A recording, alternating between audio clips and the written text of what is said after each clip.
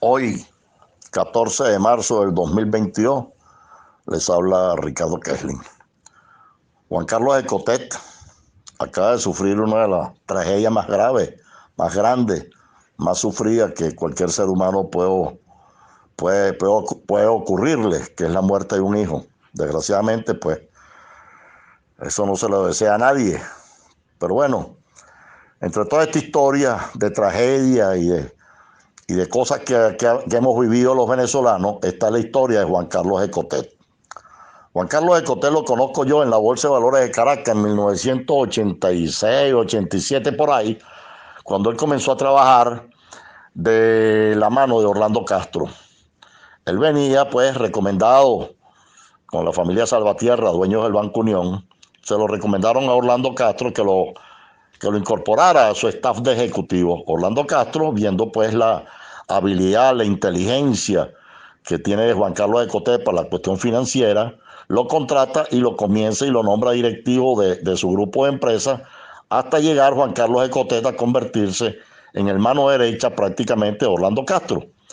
Orlando Castro, pues para él era un hijo prácticamente, y esa historia empieza entonces a cambiarle la vida a Juan Carlos Escotet. Cuando Juan Carlos Escotet, que vivía con un flucecito marrón, recuerdo yo, el único que usaba, y le decían el españoleto en la Bolsa de Valores de Caracas, él comienza, inclusive vivía en Macaracuay, recién casado con su esposa, en Macaracuay, en una casita, creo que era bifamiliar, inclusive, pues humildemente, como nacen y se van haciendo los venezolanos. Cuando comenzó a ganar dinero con Orlando Castro, llegó un momento que empezaron a crecer todas las empresas. Él ayudó muchísimo a Orlando Castro a crecer todo pues el poderío económico que él tenía, hasta que llegó el problema del Banco de Venezuela.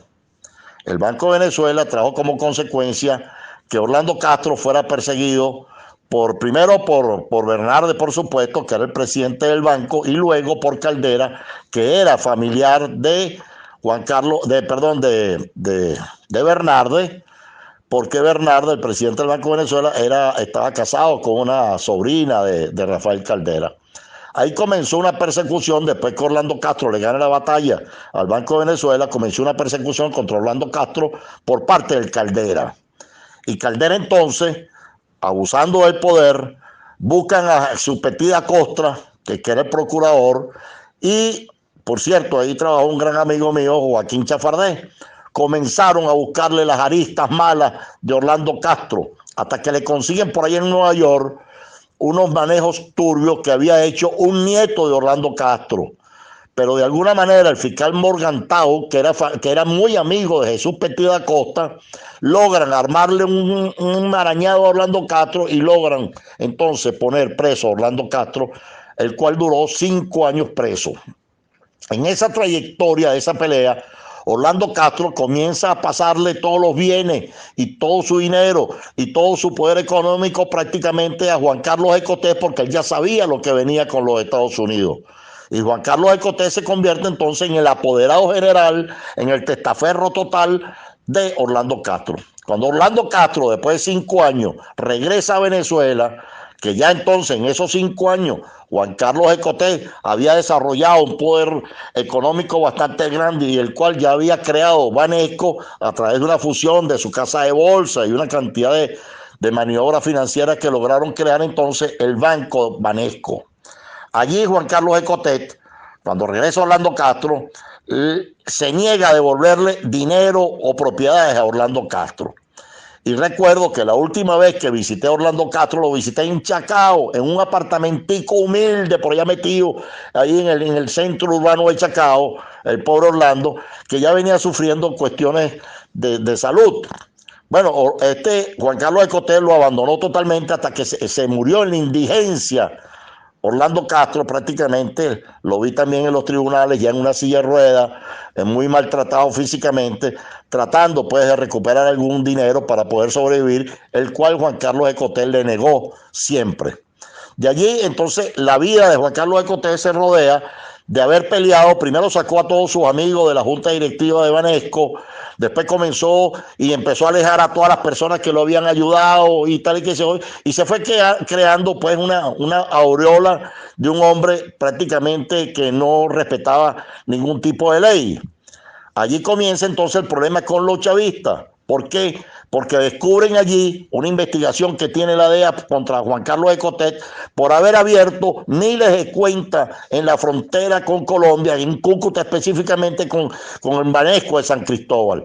Allí Banesco de San Cristóbal aperturó miles de cuentas de narcotraficantes que lograron lavar su dinero a través pues de las maniobras financieras de ese banco que les conseguía cambiar esos bolívares, los dolarizaban y en alguna forma lavaban ese dinero.